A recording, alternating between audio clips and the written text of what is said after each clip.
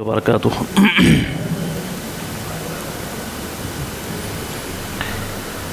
نحمده ونصلي ونسلم على رسولنا الكريم اما بعد، فقد قال الله تبارك وتعالى: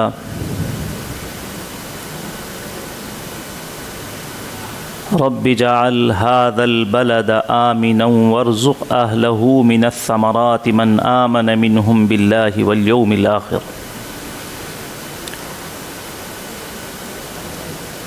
وجاء في روايات النبي صلى الله عليه وسلم: إن أول أرض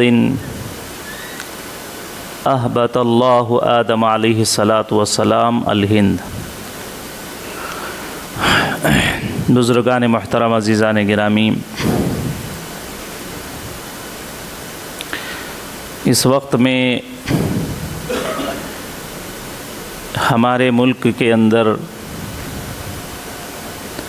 جس چیز پر بڑے ہنگامے چل رہے ہیں وہ ہے قومی ترانوں کے سلسلے میں مسلمانوں کا موقف اور رویہ۔ مسلمان بعض اس بات کو کھل کے کہہ رہے ہیں، چاہے کوئی سا ہی بول ہو، کوئی سے ہی گیت ہوں، کوئی کلمات ہوں، اگر وہ ہمارے عقائد سے ٹکرانے والے ہیں تو وہ اس کو مسلمان ادا نہیں کر سکتے ہیں۔ وندے ماترم کا مسئلہ تقریباً 7 نومبر سے اس ملک میں ہر عام و خاص کے زبان زد ہے، چونکہ 7 نومبر کے دن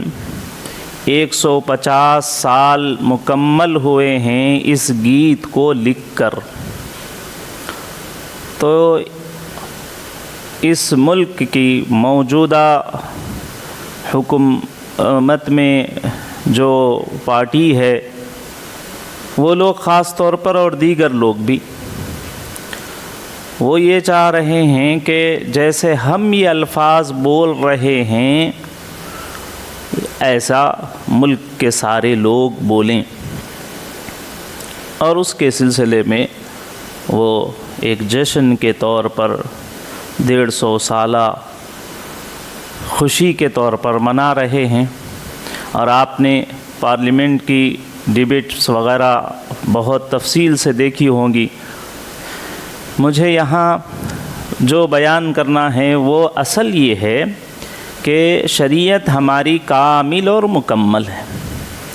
اس کے اندر ہر چیز کی رہنمائی ہے۔ شریعت نے ہم کو یہ بھی سکھایا ہے کہ کیا کلمات ہیں جن کو ہم ادا کر سکتے ہیں، کیا کلمات ہیں کہ جن کو ہم ادا نہیں کر سکتے ہیں۔ اگر وہ ادا کر دیتے ہیں تو اس کی وجہ سے اللہ کی ناراضگی، رسول اللہ صلی اللہ علیہ وسلم کی خفگی اور شریعت سے دوری پیدا ہوتی ہے۔ وہ الفاظ بھی بتا دیے گئے، لہٰذا مسلمان ان ساری چیزوں سے احتیاط کرتے ہیں، لیکن ان الفاظ کے نہ بولنے، وندے ماترم یا اس طرح کے الفاظ یا وہ گیت نہ گانے کا ہرگز مقصد یہ نہیں ہے کہ مسلمانوں کو اس ملک سے محبت نہیں ہے، یا اس کی آزادی پر خوشی نہیں ہے، یا اس کے لیے جان مال اور قربانیاں دینے کے ارادے عزائم نیتیں نہیں ہیں، ایسا نہیں ہے، بلکہ اس ملک کی آزادی کے لیے کوشش کی، اس کے استحکام کے لیے، آگے ترقی کے لیے مسلمان پہلے سے بھی زیادہ اپنا سب کچھ قربان کرنے کے لیے تیار ہے۔ پھر یہ الفاظ کیوں نہیں بولنا چاہتے ہیں؟ اس کی وجہ ہے، سب سے پہلی وجہ یہ ہے کہ یہ الفاظ اصل میں شرکیہ الفاظ ہیں۔ ہم اللہ کے علاوہ کسی کو اپنا معبود نہیں بول سکتے ہیں، ہم کسی کو اپنا مسجود نہیں بنا سکتے ہیں، کسی اور کی ہم پوجا اور وندنا نہیں کر سکتے ہیں، ہم صرف اللہ تبارک و تعالیٰ کو ہی معبود مانتے ہیں۔ وَلَا تَدْعُ مِن دُونِ اللَّهِ، اللہ تعالیٰ کہتے ہیں کہ اللہ کے علاوہ کسی کو تم عبادت اور معبود بنا کر ان کو پوجا نہیں کر سکتے۔ بعض اوقات تو حضرت رسول اللہ صلی اللہ علیہ وسلم نے خود آپ کی شان میں کسی نے کوئی الفاظ کہے اور وہ الفاظ آپ کے مقام و مرتبے سے زیادہ تھے تو آپ نے منع کر دیا۔ حضرت ربیع رضی اللہ عنہ، ربیع بنت معوذ کے نکاح میں حضور صلی اللہ علیہ وسلم گئے اور نکاح کے موقع پر دف بجایا جاتا، علی اعلان اس نکاح کو کیا جاتا تھا۔ تو چھوٹی چھوٹی بچیاں تھیں اور وہ دف بجا کر گیت گا رہی تھیں، نظمیں پڑھ رہی تھیں۔ جب حضور علیہ الصلاۃ والسلام وہاں پہنچے تو ان بچیوں نے نبی علیہ الصلاۃ والسلام کو دیکھ کر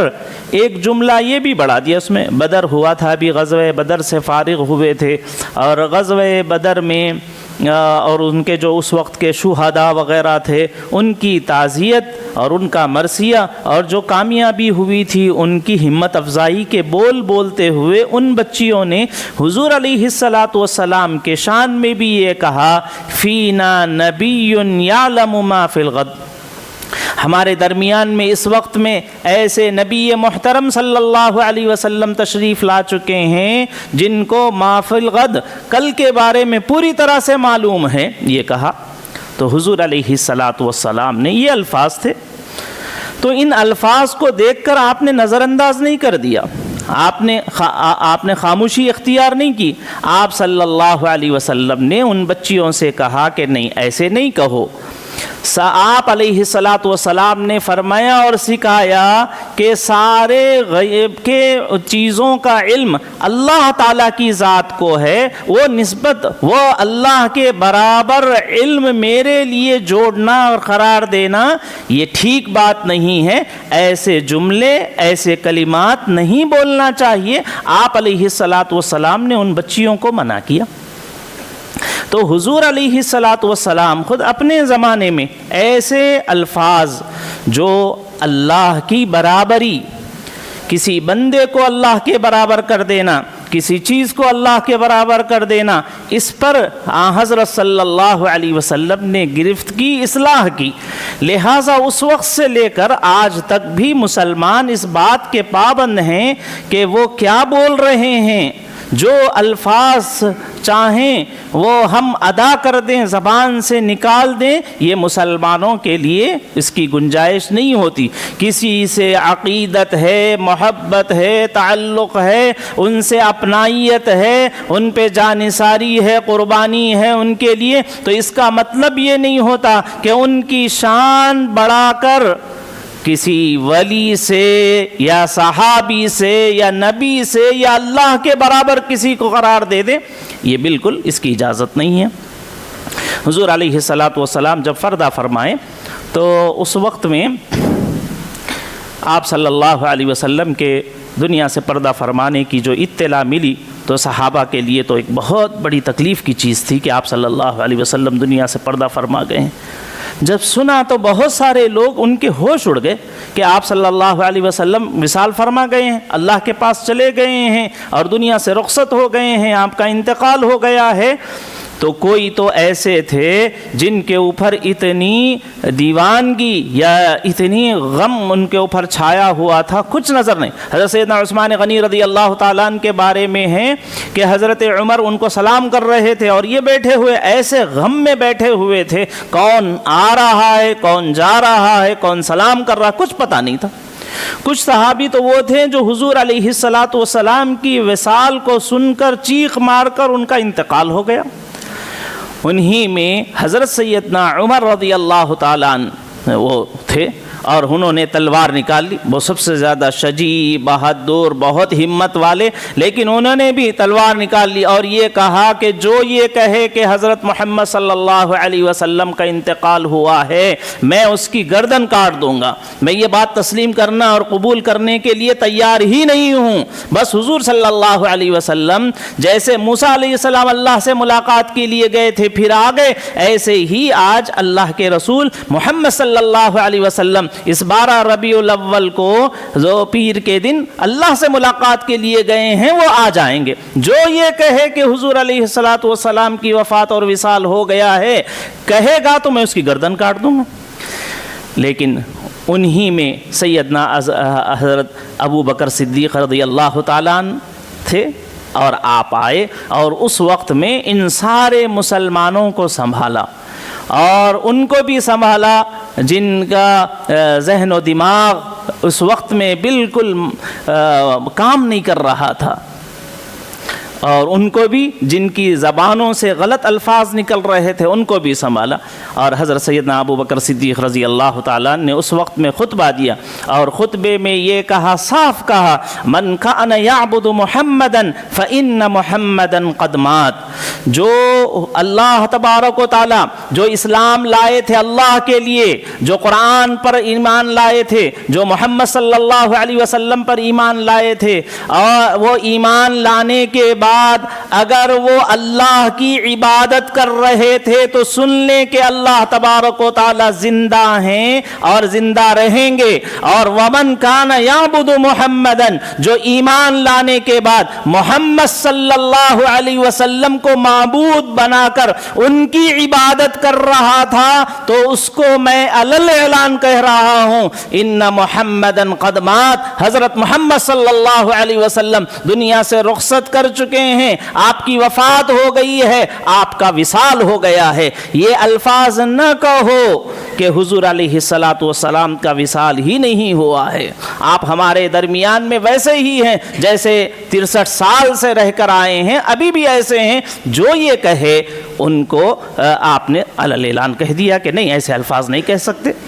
یہ تو اللہ کی شان ہے کہ وہ حی ہے، قیوم ہیں، وہ بذات زندہ ہیں، زندہ رکھنے والے ہیں، تھامے ہوئے ہیں، دنیا کے نظام کو چلانے والے ہیں، ان کے اوپر کبھی موت طاری نہیں ہوگی۔ یہ اللہ کی شان ہے، بندوں کی شان نہیں ہے۔ تو نبی علیہ الصلوۃ والسلام کو بھی اللہ کے برابر کرنا یہ صحابہ کو گوارا نہیں تھا۔ تو اس لیے مسلمان اس بات کے پابند ہیں کہ وہ کیا لفظ بول سکتے ہیں، کیا نہیں بول سکتے ہیں۔ کسی سے عقیدت و محبت ہو جائے تو یہ مطلب نہیں ہوتا کہ ہم ان کو خدا بنا لیں گے۔ ہمیں یقیناً حضرت محمد صلی اللہ علیہ وسلم سے محبت ہے، لیکن ہم حضرت محمد صلی اللہ علیہ وسلم کی عبادت نہیں کر سکتے ہیں۔ ہمیں قرآن سے محبت ہے، لیکن اس کا یہ مطلب نہیں ہوتا کہ ہم قرآن کی عبادت کرنے والے بن جائیں۔ ہمیں اہل بیت سے محبت ہے،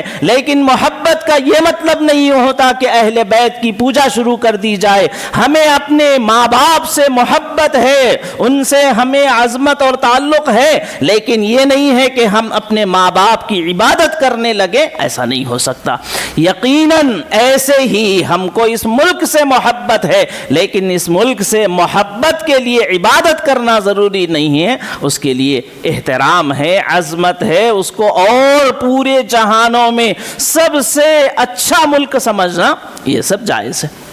میرے بھائیوں۔ اسی وجہ سے علماء کرام نے یہ جو سیاسی قائدین ہیں یا علماء اکرام ہیں جو یہ کہہ رہے ہیں کہ یہ وندے ماترم وغیرہ ہم نہیں پڑھ سکتے ہیں، اس کی بنیادی وجہ یہی ہے کہ اس کے اندر عبادت کا لفظ کہا گیا، پوجا کا لفظ کہا گیا، اور اس کو خدا کی طرح سمجھنا کہا گیا۔ تو مسلمان اللہ کے علاوہ کسی کو اپنا معبود اور مسجود نہیں بنا سکتے۔ میرے بھائیوں، آج کی یہ حکومتیں یہ چاہتی ہیں کہ ہم سے کفریہ الفاظ بلوائے جائیں، کفر کی طرف ہم کو لے جانا چاہتے ہیں۔ وَلَن تَرْضَىٰ عَنْكَ الْيَهُودُ وَلَا النَّصَارَىٰ حَتَّىٰ تَتَّبِعَ مِلَّتَهُمْ۔ یہ سارے لوگ یہ چاہ رہے ہیں کہ ہم اپنا مذہب، اپنا دین، اپنا کلچر اور اپنی تہذیب چھوڑ کر ان کے مذہب اور ان کے دین دھرم کو اختیار کر لیں۔ یہ آج کی ان باطل طاقتوں کی کوشش ہے، اور اس کے لیے وہ نت نئے طریقے اپناتے رہتے ہیں۔ انہی میں سے ایک طریقہ یہ ہے کہ یہ کفریہ الفاظ ملک کے ہر باشندے سے اور خاص طور پر مسلمانوں سے یہ الفاظ بولنے لگانا چاہتے ہیں، اس کے لیے وہ ضد کر رہے ہیں۔ ہمارا حال، ہمارے صحابہ کا حال تو یہ تھا کہ ہلکے سے دل میں بھی خیال آ جاتا تھا تو وہ لوگ فکر مند ہو جاتے. آج ہم لوگ بہت سارے لوگ ہیں کہ وہ سمجھتے ہیں کہ یہ علماء ایسے ہی بولتے رہتے ہیں، یہ سیاسی قائدین ایسے ہی بولتے رہتے ہیں، ہم کو کیا ہے اگر ہم چند الفاظ بول لیں تو کیا ہوتا ہے. لہٰذا کتنے ہمارے اسکولوں اور کالجوں کے بچے ہیں اور وہاں پڑھانے والا اسٹاف ہے، ٹیچرز ہیں، وہ سب اس کام کو اور ان الفاظ کو بول رہے ہیں اور سمجھ رہے ہیں کہ کوئی فرق نہیں پڑتا. حالانکہ میرے بھائیوں دیکھیے، ایک نبی صلی اللہ علیہ وسلم کے ایک بہت چہیتے صحابی ہیں حضرت حنظلہ رضی اللہ تعالیٰ، کیسی شہادت ہوئی تھی ان کے. غسل کرنے کی بھی فرصت اور غسل کرنے تک بھی توقف نہیں کیا تھا انہوں نے. جب نبی علیہ السلام کے بول کان میں پڑے اور اعلان معلوم ہوا کہ اللہ کے راستے میں نکلنا ہے، جہاد کے لیے جانا ہے، غسل کی حاجت تھی، غسل کرنے تک بھی انتظار نہیں کیا، اللہ کے راستے میں نکل گئے. ویسے نبی علیہ السلام کے چاہنے والے صحابی ہیں، وہ ایک مرتبہ کہنے لگے، باہر نکلے اور زور زور سے کہہ رہے ہیں نافقا حنظلہ، نافقا حنظلہ. حضرت ابو بکر ملاقات کی اور کہا کہ حنظلہ کیا ہو گیا، تم تو منافق نہیں ہے، تم تو سچے پکے نبی صلی اللہ علیہ وسلم کے عاشق ہو، چاہنے والے ہو، پھر تم اپنے آپ کو منافق کیوں کہہ رہے ہو؟ تو انہوں نے کہا کہ میرے دل میں، ان کے زبان پر بھی نہیں، ان کے دل میں جب وہ نبی صلی اللہ علیہ وسلم کی مجلس میں ہوتے ہیں تو ان کے دل کے اندر کیفیت الگ ہوتی ہے. خیالات جنت کے آتے ہیں اور خیالات جنت کی نعمتوں کے آتے ہیں، وہاں کے انعامات کے آتے ہیں. نبی صلی اللہ علیہ وسلم کی مجلس میں ہیں اور نبی صلی اللہ علیہ وسلم دوزخ کو سنا رہے ہیں تو ایسا لگتا ہے کہ دوزخ ان کے آگے ہے اور وہاں کے عذابات کا وہ مشاہدہ کر رہے ہیں، ایسا محسوس ہوتا ہے. لیکن جب نبی کی مجلس سے نکل کر گھر میں آ جاتے ہیں، بیوی بچوں کے ساتھ رہتے ہیں، اپنے کاروبار کھیت کھلیان کی بات کرتے ہیں تو وہ کیفیت بدل جاتی. دل کی ہلکی سی کیفیت بدل گئی تو وہ پریشان اور فکر مند ہو گئے کہ کہیں میں منافق تو نہیں ہو گیا، کہیں میں اسلام سے تو نہیں نکل گیا، کہیں میرے دل کے اندر اللہ رسول کی محبت کم تو نہیں ہی ہو گئی، دل کے خیال کے اندر کمی آ گئی تو یہ فکر ہو گئی. آج ہم جو چاہیں بولیں، جو چاہیں کریں، جیسے چاہیں رہیں، اس کے باوجود ہم یہ سمجھ رہے ہیں کہ اتنا زیادہ ہمارا ایمان سیو ہے کہ ہم کچھ بھی کریں ہمارے ایمان کے اوپر کچھ اثر نہیں پڑتا ہے، لہٰذا یہ چند کلمے بولنے سے کیا فرق پڑ جاتا ہے، ایسا سمجھتے ہیں. اور دوسری بات یہ ہے کہ یہ جو نظم گیت ہے، اس کے لکھنے والے جو بنگال کے ایک رائٹر ہیں، ناول رائٹر ہیں، انہوں نے ناول لکھا ہے. اس ناول کا جو کردار ہے اس میں انہوں نے 3 لوگوں، ہندو اور مسلمان اور انگریز، انہوں نے اس میں مسلمانوں کو دشمن کی حیثیت سے اس میں اس کو کردار پیش کیا ہے. ناول کا جو کردار ہے اس میں مسلمانوں کو دشمن اور لٹیرے اور دہشت گرد اور ظلم کرنے والے بنا کر پیش کیا ہے. اس کے دوران میں یہ اس نے گیت اور نظم لکھی ہے. تو گویا کہ اس کے مسلمانوں سے دشمنی کی بو ٹپکتی ہے اس ناول سے، اور پھر اس کے ساتھ ساتھ اس میں انہوں نے اپنے دیوی دیوتاؤں کی تعریف کرتے ہوئے ان کے ساتھ اپنی عقیدت اور ان کے ساتھ اپنی محبت کا اظہار کیا ہے. لہٰذا یہ پوری کی پوری طور پر ملک کی محبت میں نہیں ہے، مادر وطن سے تعلق اور اس کے اظہار کے لیے نہیں ہے، بلکہ اپنی مذہب کے جو ان کے اپنے بڑی دیوی دیوتا ہیں ان سے عقیدت اور محبت اور مسلمانوں سے دشمنی کے اظہار کے بول ہیں. تو اس وجہ سے مسلمان یہ کہتے ہیں کہ بھائی یہ ہم بول نہیں سکتے. اور آپ جانتے ہیں کہ جن گن من بھی ہمارا جو قومی گیت ہے اس کے سلسلے میں بھی سپریم کورٹ نے ایک مرتبہ یہ کہا تھا، یا ہائی کورٹ نے یہ کہا تھا 1986 میں کسی نے ایک پیٹیشن ڈالا تھا کہ ہم جن گن من کے وقت میں کھڑے تو ہوں گے لیکن اس کو ہم زبان سے بولیں گے نہیں. تو اس وقت میں ہائی کورٹ نے یہ ججمنٹ دیا تھا، یہ فیصلہ سنایا تھا کہ قومی گیت کے وقت میں صرف کھڑا ہونا کافی ہے، ان الفاظ کا بولنا کوئی ضروری نہیں ہے۔ یہ منصف اور عدالتوں کے فیصلے ہیں، ان کے مقابلے میں آج مسلمانوں سے تعصب، دشمنی اور مسلمانوں کو دبا کر گرا کر رکھنے کی سوچ رکھنے والے یہ کہہ رہے ہیں کہ یہ الفاظ ہیں، اس ملک میں رہنا ہے تو اس کو بولنا پڑے گا، اور اس کے بولنے کی وجہ سے ہی آپ کو ملک کا محب وطن سمجھا جائے گا، ورنہ آپ کو ملک کا باغی سمجھا جائے گا، ایسا کہہ رہے ہیں۔ حالانکہ ہم تو جو ملک سے جو محبت، ہم کو وطن سے جو محبت ہے، ہمیں ہمارے آقا صلی اللہ علیہ وسلم نے محبت سکھائی ہے۔ جہاں آپ رہے ہیں، آپ مکہ میں رہے، آپ صلی اللہ علیہ وسلم نے مکہ کی محبت لوگوں کو سکھائی۔ آپ مدینۃ المنورہ آئے، آپ صلی اللہ علیہ وسلم نے مدینۃ المنورہ کی محبت سکھائی ہے۔ وہ ساری احادیث، جن احادیث میں نبی صلی اللہ علیہ وسلم نے مدینۃ المنورہ کے فضائل بیان کیے، اس کے ذیل میں علامہ ابن حجر عسقلانی رحمت اللہ علیہ نے یہ لکھا ہے کہ یہ جو مدینے کے فضائل ہیں، اس سے یہ ایک استدلال ہوتا ہے کہ مدینہ افضل ہے، اور دوسرے ان سارے ابواب سے جو فضائل فی المدینہ کے اندر آئے ہیں، اس سے یہ بھی ثابت ہوتا ہے کہ ہر شخص جس ملک میں یا جس وطن میں اور جس مٹی میں اور جس علاقے میں رہ رہا ہے، اس علاقے سے محبت کرنا بھی نبی علیہ الصلاۃ والسلام کی ان حدیثوں سے ثابت ہوتا ہے۔ حضور علیہ الصلاۃ والسلام نے ایک مرتبہ دعا کی اور یہ کہا، اے اللہ کے رسول، اے اللہ،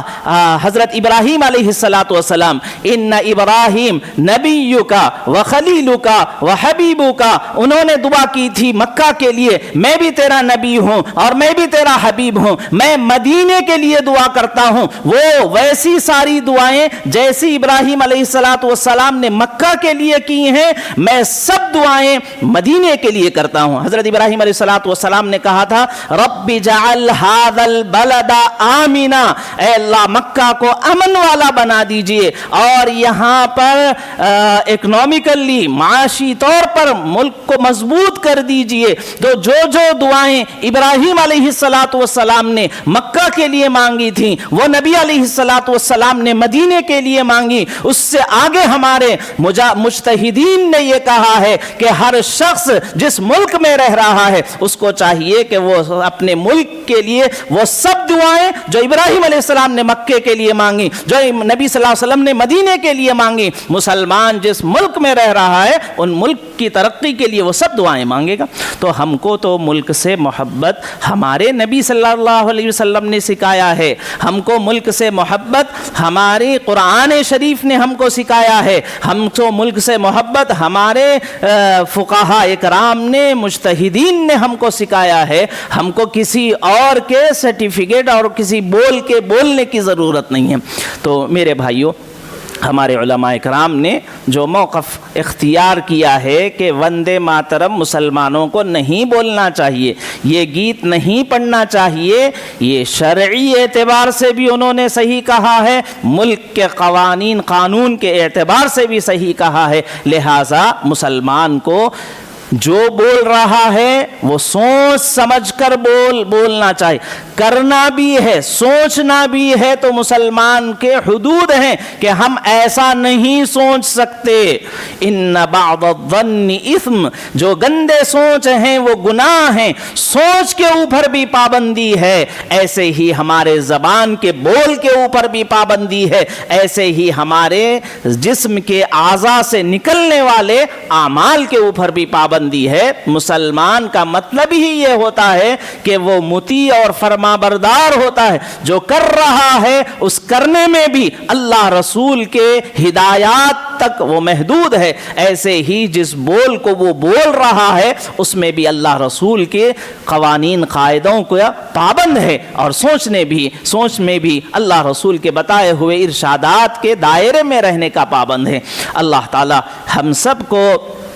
توفیق نصیب فرمائیں کہ ایمان کے حوالے سے بہت حساسیت کے ساتھ زندگی گزارنے اور ہر اس بول سے، ہر اس کام سے جو شرک کی طرف، کفر کی طرف، ارتداد کی طرف لے جانے والا ہے، اس سے ہم سب کی حفاظت فرمائیں، آمین۔ وآخر دعوانا ان الحمد للہ رب العالمین۔ جو حدیث میں نے پڑھی تھی اس میں حضور علیہ السلام کے منقولات، حضرت سیدنا علی رضی اللہ تعالیٰ عنہ کا ارشاد ہے کہ اس میں یہ فرمایا حضرت علی رضی اللہ تعالیٰ عنہ نے کہ اللہ تبارک و تعالیٰ نے سب سے پہلے آدم علیہ السلام کو زمین پر پوری دنیا کی اندر جو اتارنے کے لیے جو زمین پسند فرمائی، وہ ہندوستان کی زمین کو اللہ تبارک و تعالیٰ نے پسند فرمایا، اور آدم علیہ السلام کو ہندوستان میں اتارا گیا۔ تو اس ملک سے ہمیں محبت اس لیے ہے کہ حضرت آدم علیہ السلام کے اترنے کی جگہ ہے۔ اس ملک سے ہمیں محبت اس لیے ہے کہ یہاں ہم پیدا ہوئے ہیں اور اسی مٹی کا حصہ بن جائیں گے۔ اس ملک سے ہمیں محبت یہ ہے اس لیے ہے کہ اس کی آزادی کے لیے ہمارے آبا و اجداد نے قربانیاں دی ہیں، خون بہائے ہیں، پھانسی کے پھندوں پر لٹک جانا گوارا کیا ہے، بڑی قربانیاں دی ہیں۔ اس وجہ سے ہم کو اس ملک سے محبت ہے، یقیناً محبت ہے، اور اس کے لیے کسی کے سرٹیفکیٹ اور کسی کی شہادت اور گواہی اور کسی بول کے بولنے کی ضرورت نہیں ہے۔ اللہ تبارک و تعالی ہم سب کی حفاظت بھی فرمائے اور ملک میں رہتے ہوئے ہر طرح کے شرک اور کفر سے ہماری حفاظت فرمائے، آمین۔ وآخر دعوانا الحمد للہ رب